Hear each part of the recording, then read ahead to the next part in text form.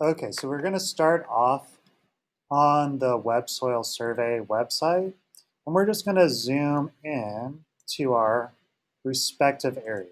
I'm going to, again, send this to you guys so you can um, use it to help find your location. Is there anyone specifically that has a location in mind they want to? This one? All right, Fatima has it. Well, yeah, you have to cite photos and all that on whichever one you choose.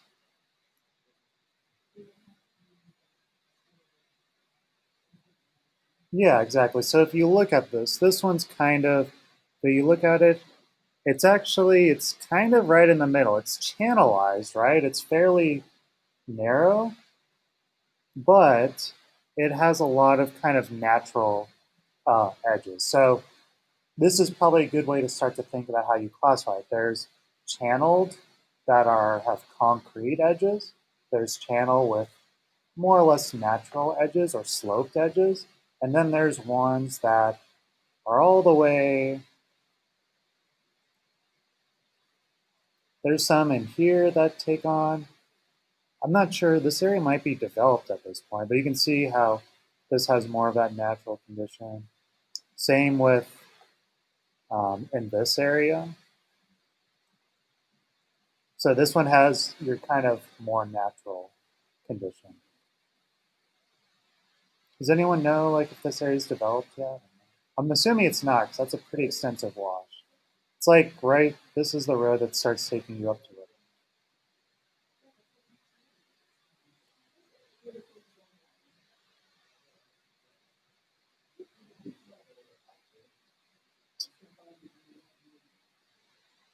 No, you have to use one of these.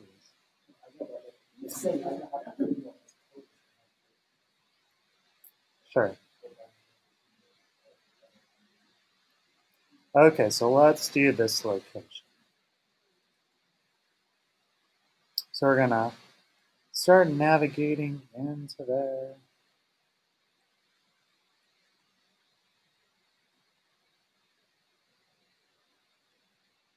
Then it's like right in this corner.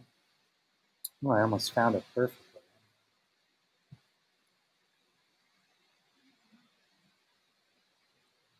So it's like right above. I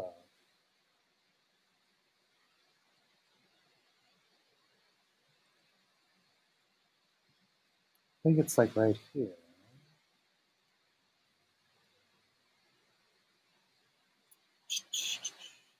So right there, right in this area, okay?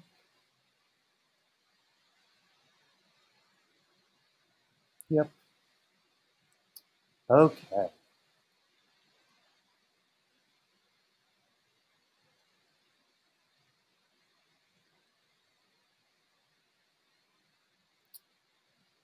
So, okay, it's a little bit to the right.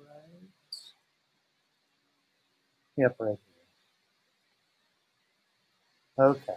So here is the site we're going to look at. So all you have to do now, you can actually import like a shapefile. So you can actually technically bring in your shapefile. So you can see create area of interest or AOI from shapefile, which is kind of cool. So you can get really specific, but at this scale, again, like it's gonna, you can easily just find it this way too.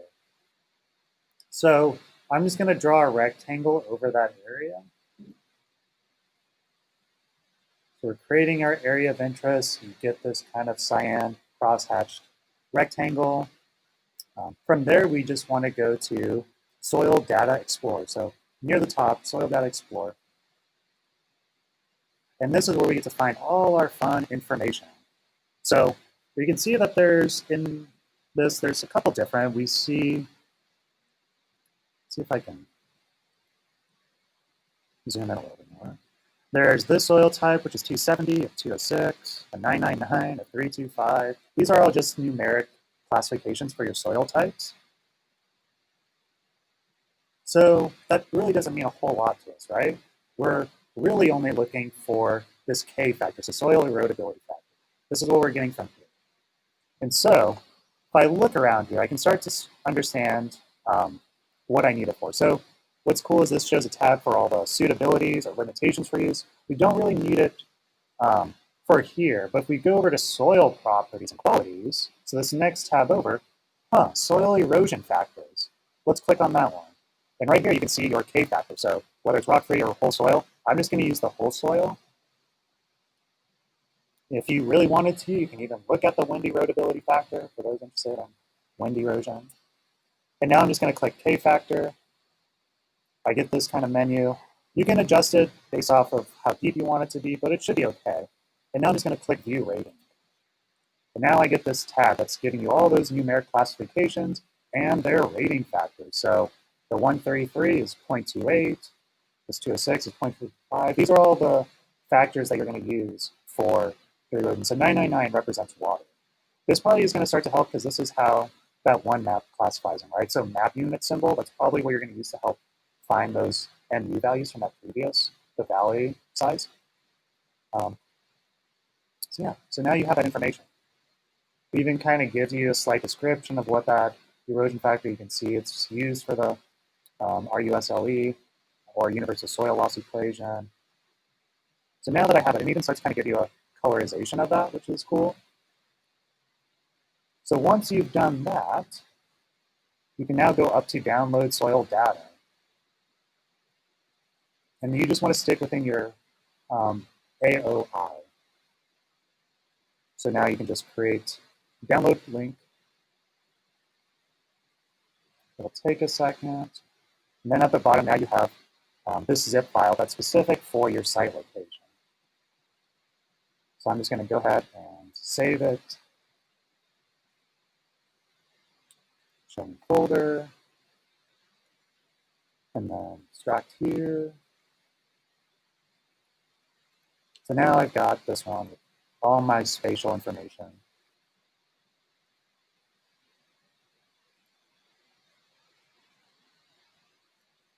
Okay, so now we have to actually bring it into our site. We can start off using just QGIS. This is probably the best way to do it. And just import those shape files. I'm going to go to that spatial one, and I'm just going to use the soil MUL. I believe that's the one.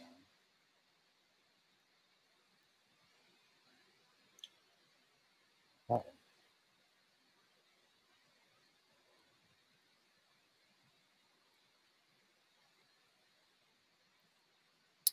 Let's try a different one.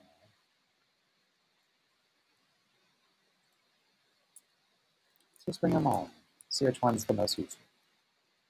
So we know it's not this one, so that's just our boundary. Here it is. So we can use that one. So we want to use the soil MUA underscore AO, AOI. So there is our shapefile. If we look at its properties, you can see again, here's your MU system. So that's the same values that these soil factors are classified under. So back to Soil Data Explorer.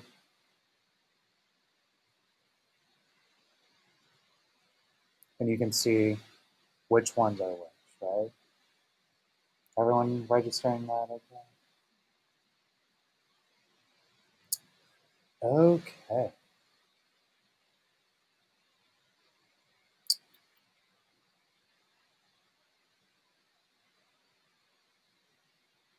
So we aren't gonna, we can develop the script further along throughout the semester, but for now we're gonna keep it pretty simple.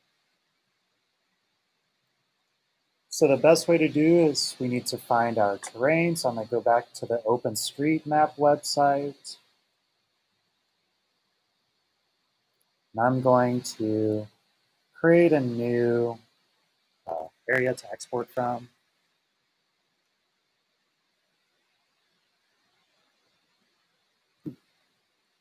What's going on? Oh.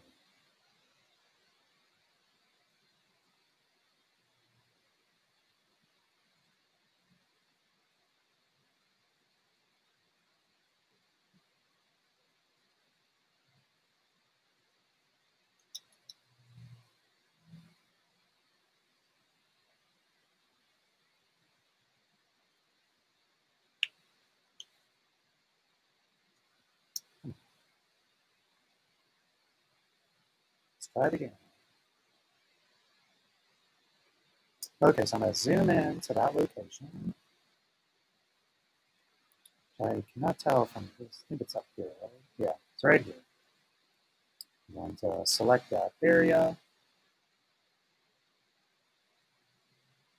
Export. Let's call this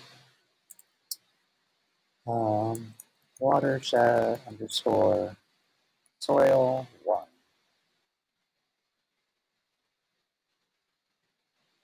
And we're still within those same coordinates, that coordinate area, so that's fine. So now all we have to do is take that script we were working on, replace this file with that new OSM we just created.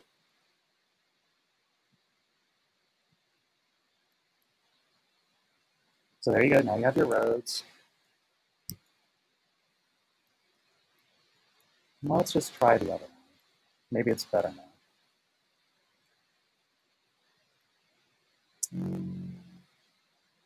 I don't know if I believe that. I don't know what's wrong with that. Yeah, that's a little too much.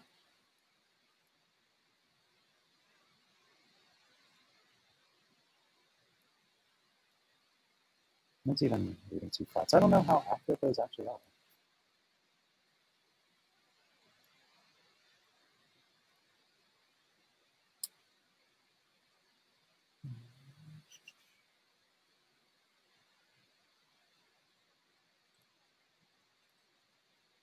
So let's go back over here. I mean, we can use this. It'll give us something interesting. Oh, no, yeah. It's definitely not accurate. Oh, well. We'll keep it for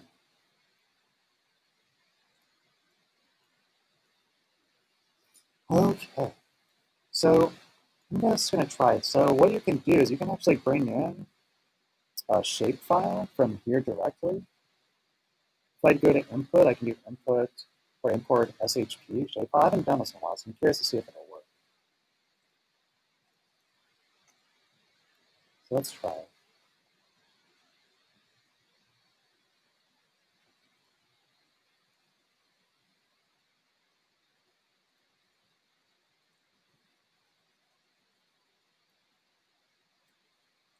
Yeah. Oh, wait, it does have it somewhere.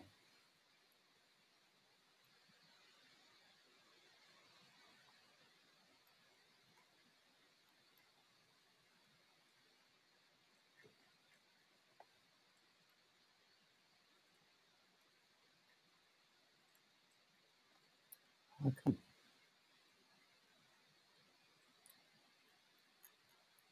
You may not want to do it this way.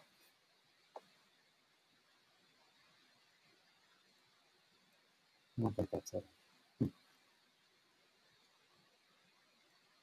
Hmm. Anyways, let's delete this.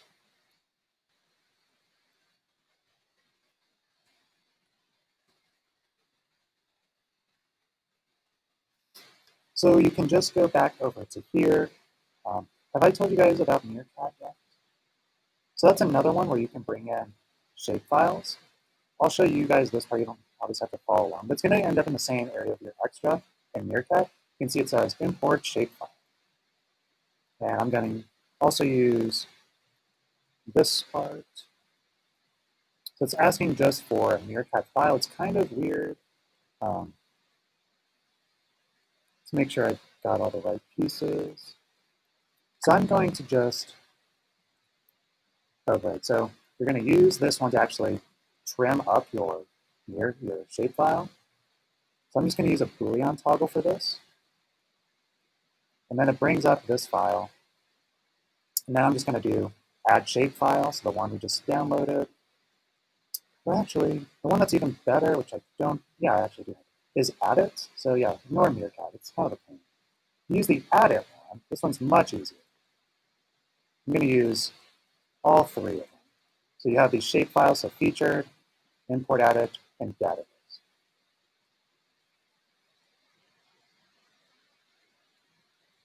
And what we're going to do is, again, find a shapefile.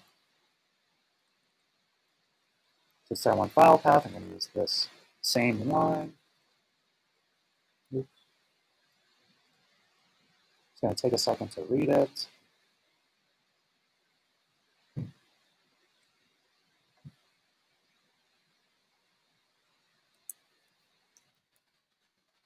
There we go. So we have some values. We need to use this one goes here. So this path is also going to go into here. The geometry type, so it's saying it's a polygon. It's a projection type, as well as all the features. So the MU system is the key one that we're going to use. So this is asking for that shape, so that's this one. We're also going to use a true and false Boolean here.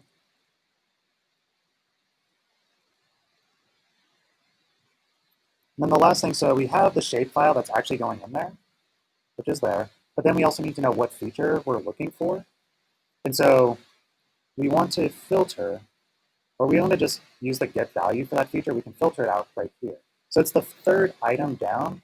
You see it's the MU system. That's what those numeric values were from the website. So I'm just going to use sets, list item, and do 2, because that's technically the third item. So it goes 0, 1, 2, 3. And when I hover over this, I can see that it says MU system. So I'm going to drag that into there.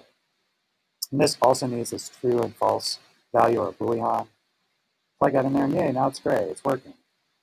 I'll see from here that it's pushing out 8 polygons, no polylines, 4 points, which is fine because that's what we were looking for. This does put it off in like La La Land, wherever it's technically located, which I can't seem to find in my window. I don't think it seems into here.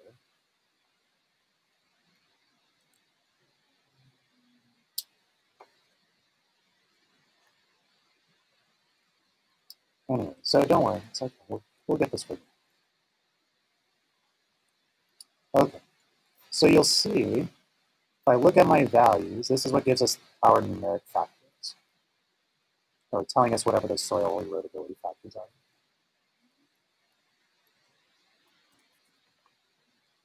So what the best way to get this here is that we're essentially going to want to try and match up this shapefile with this rectangle as our base.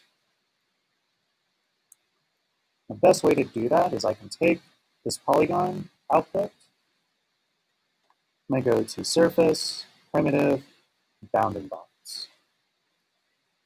I'm going to plug this into there. Instead of having a per object, I'm going to do union box. So I'm going to flatten this as well. So now I've just got one flat box that's representing that file wherever it is, which is okay.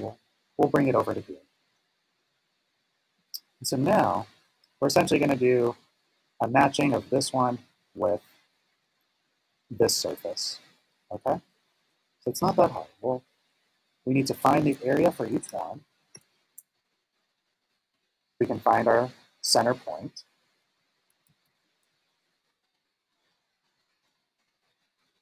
Oh, so it's somewhere. Oh, that's weird.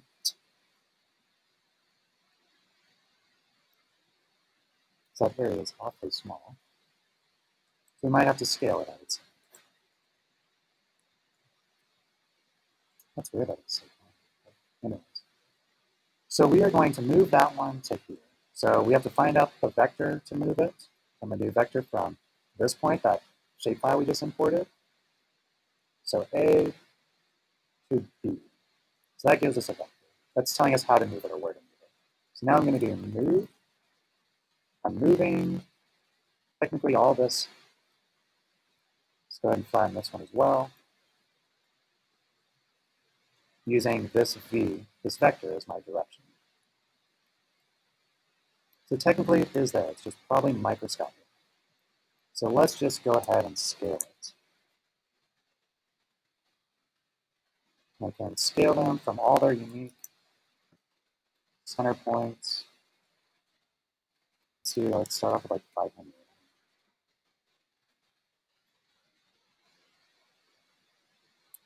Wow, it's like, I don't know if it's just really tiny or what. You can start to see it. Wow, that is like astronomically small. It's like 100,000.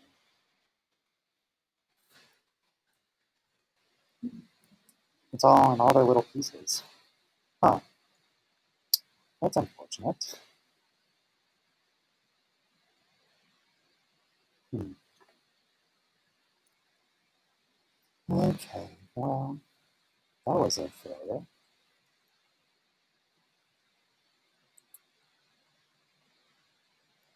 Hmm.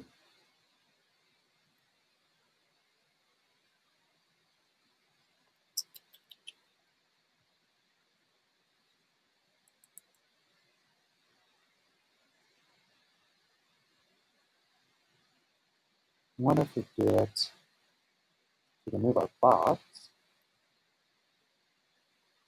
then I can do transform.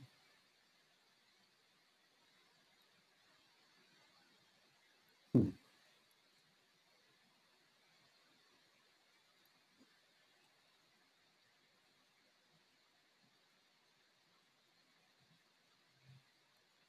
There we go. Okay, so just follow that part. So we move the box instead of that geometry to find the direction. Then we use this output, that transform output, to say for this transform one, and we just scale them all from there. And that seems to keep them all matched up. It's still like astronomically small,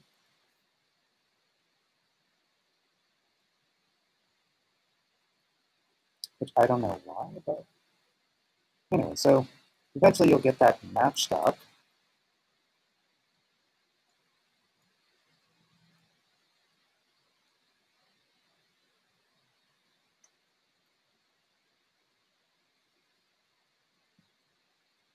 And for this, maybe for now, we just use our erosion factor. So like, let's not go into all the other details for it. So how are we gonna, let's do one more step. Let's project these. Let's make it a little bit smaller for now. Let's project these onto our actual surface. I'm gonna take these curves and project them onto this surface.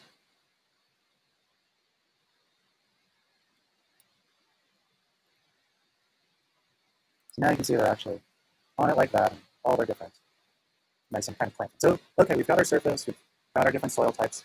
How do we actually visualize the erodibility? Color of what? Color. How are we going to represent the erosion? Huh? Yeah, so each one of these is going to have its own kind of erodibility factor, right? That's fine. Yep, so that's like this one. So how do you show, so how do we want to show this?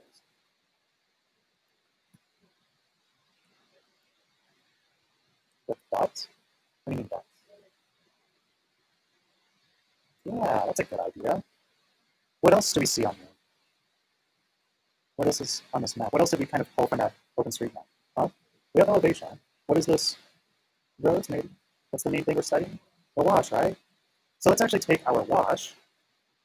So I think that is this one, right? So we can also project this onto that surface.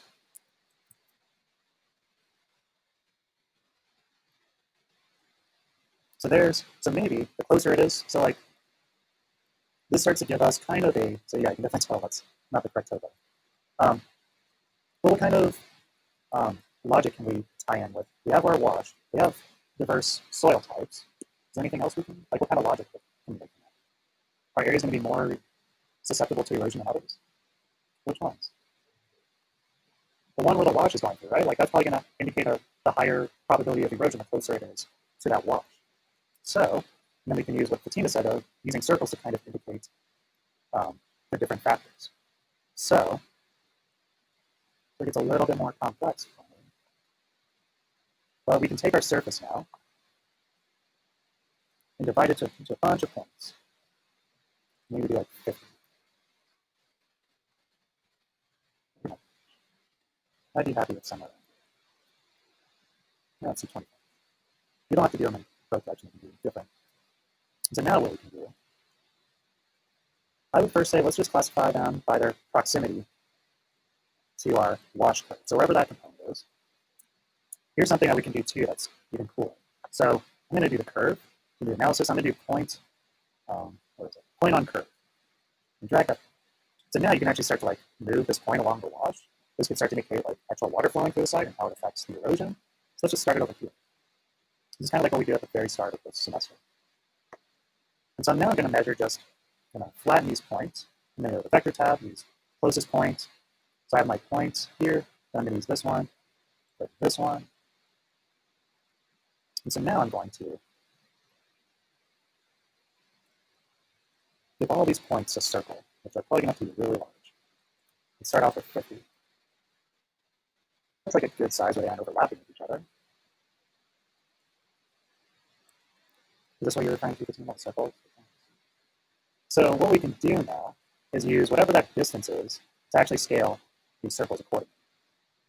So let's go ahead and remap them because, again, we want the closer, the more erodibility chances. So the distance into there, use our minimum and our maximum. And if it's close, so if that distance is close, that's going to be our A value, which we could say is 50. And then if it's further away, it has less likely of erosion. So make that smaller. Now jump this into there.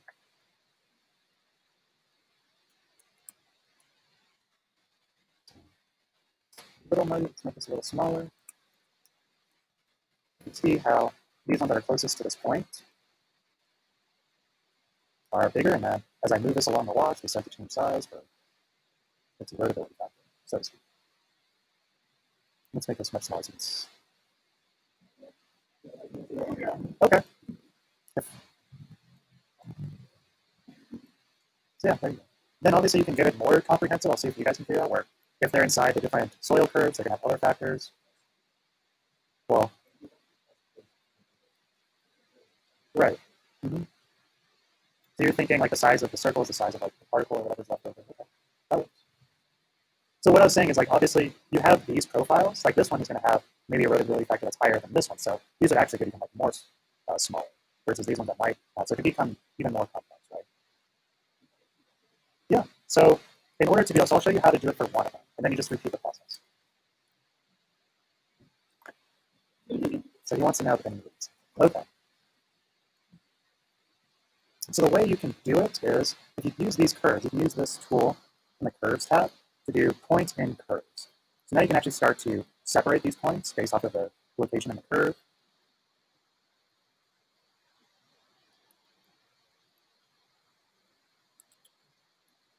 Go ahead and just flatten that. And so let's actually just do it for one of these curves. So I'm just going to use the list item, flatten out. So this one is looking at this curve right here. And this is going to tell me which points are based off of this rule, of whether it's 0 means it's the points that are outside that curve, 1 means it's coincident, 2 means it's inside. So go to math, operations, larger than, so this is larger than or equal to 1. Use that to match with our dispatch point, or the dispatch point. So. And then over that here. So now we're only looking at these points. So you can create, using this kind of method, then these that are coming out here are just all the other domains, right? So these ones, so you can say like maybe they have a high erodibility factor. So maybe they shrink even more. So you could say, I'm going to also apply this dispatch on my circles.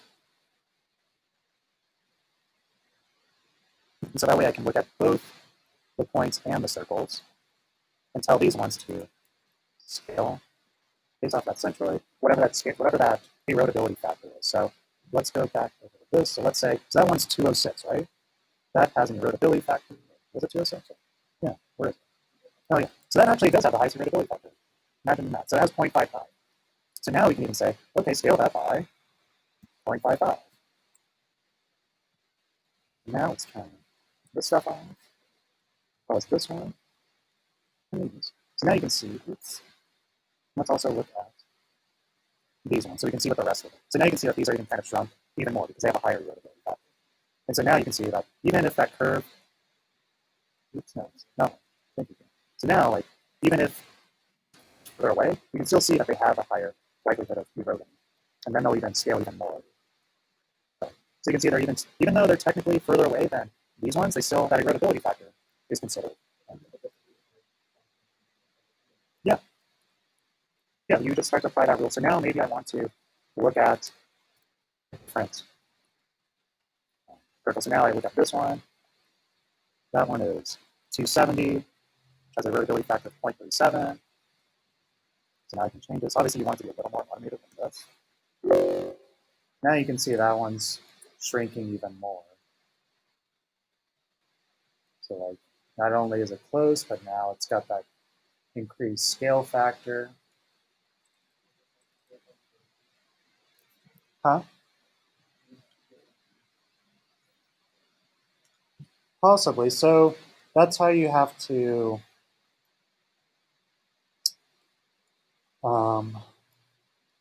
yeah, it's probably easier just to do it for each one. But it's really not that complex. It's really like only this part.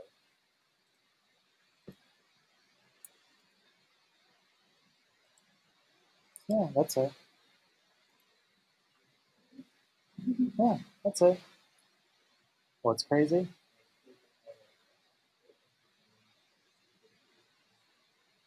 Mm-hmm. I know, right? What? Maybe. Well, it's like, so what you could do is maybe instead of showing it as a map, so like this works good for a map view, right? Because I'm looking down at circles.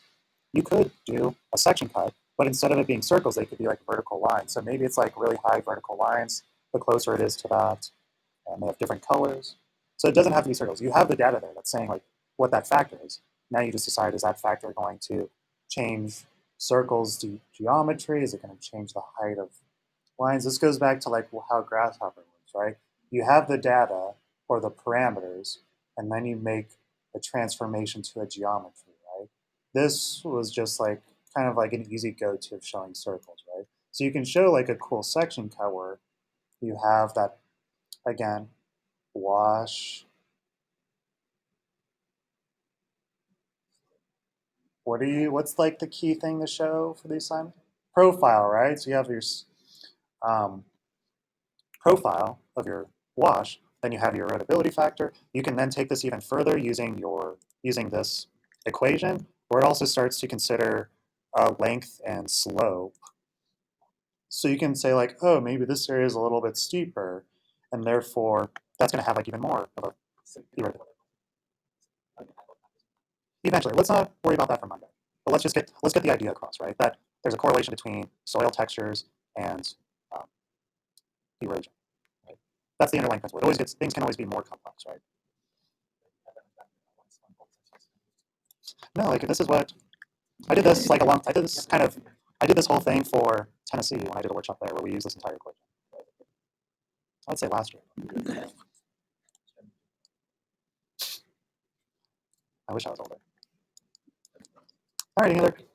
Any other questions from you? So that just might mean that there's a curve that's can't be offset that it's from. What?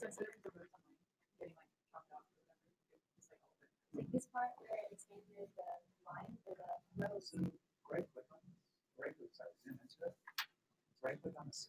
Make sure it's not. Say false. Now they're just single lines. So if it's a closed, it works for the buildings because you want those to be closed poly line, but for rows you just want them to be segments. And how do you know the area that you picked is not similar as other ones? Just kind of like no, I looked at them specifically. Like if you see, like this one, obviously it has that kind of channel. I know there's some here that are like within the. This one's kind of interesting because it's kind of like a park, right? I think it's part of a golf. Yeah, it might be. Yeah, it is a golf course. So that's kind of cool. Yeah, so let's see.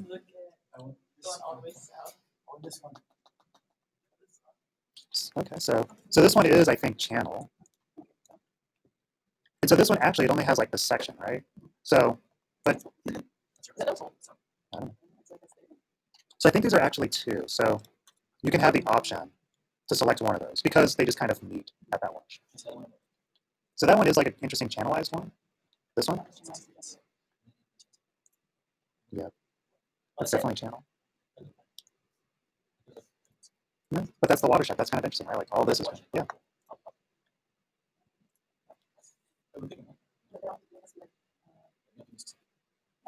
Yeah, we can't. Yeah, yeah, that one's definitely channeled. So what options? What's like the So there's some over here. This one's definitely natural. And I think this is also too. Oh no, that's just like a really long thing. That's classified as, I think it's a hybrid. It's natural. Yeah. And then you can start to see how it's weaving through the neighbor. Okay. It's right there. It's not that far from here. So yeah.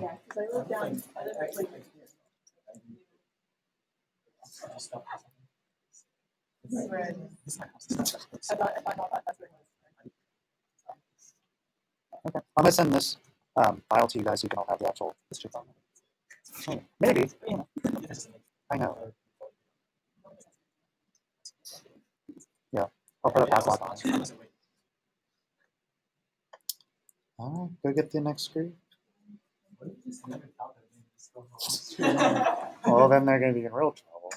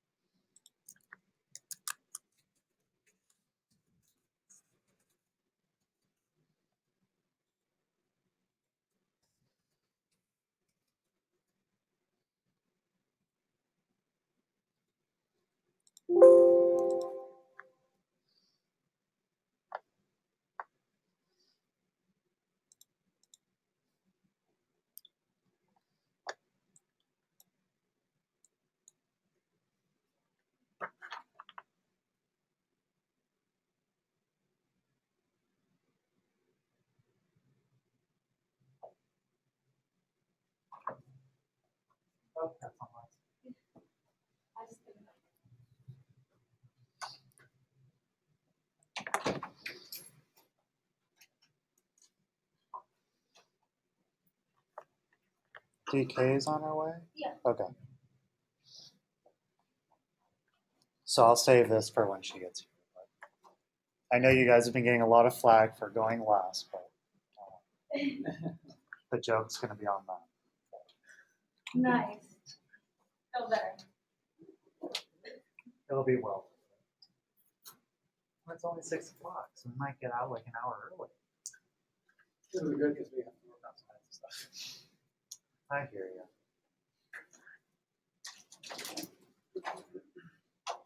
I've been good. I've been keeping within an hour. They only do. Yeah, It's been quick. unless your computer crashes and I hope then. not. Okay.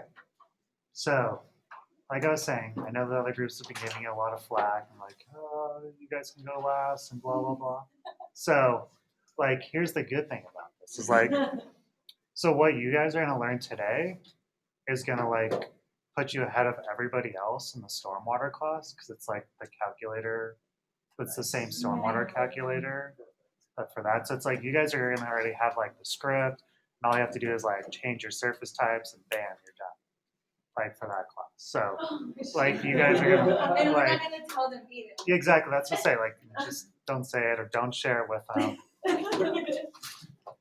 So it's like this is where I was saying like there's kind of this double dipping in between classes. So Wait, Oh, and I they heard- learn something that we haven't yet though? That's the What? question. What? They learn something that we haven't. Okay. not for stormwater class.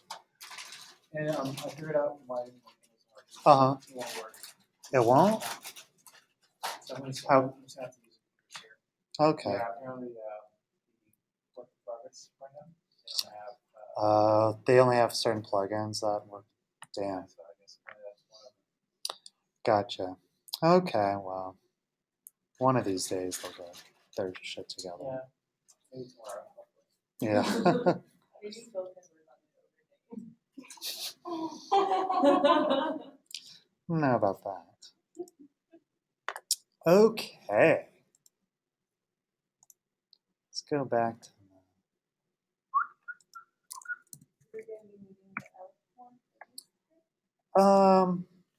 technically yes. But here's the thing, like, so like for you, Freddie, as long as one of your group members is kind enough to share with you the script, like all you have to do is just like change your own surfaces. Where is Grasshopper? Oh, it's like way down here.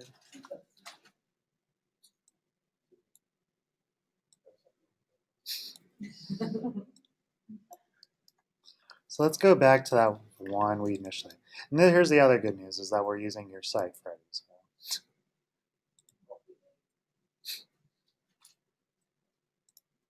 And actually, you're also using the set that I picked before. Perfect. See, I just don't believe, like, I got to get that figured out for that topo. You don't actually need the topo. I'll be careful with that. You don't need the topo to figure out the calculator, which is nice. Like that previous calculator we used, like that all kind of revolved around like the drainage patterns and the slope. Like that's the other good news is like this one's like so much easier in terms of just like it's very straightforward. It seems like it's going to be a complex script, but it's really not. So let's just.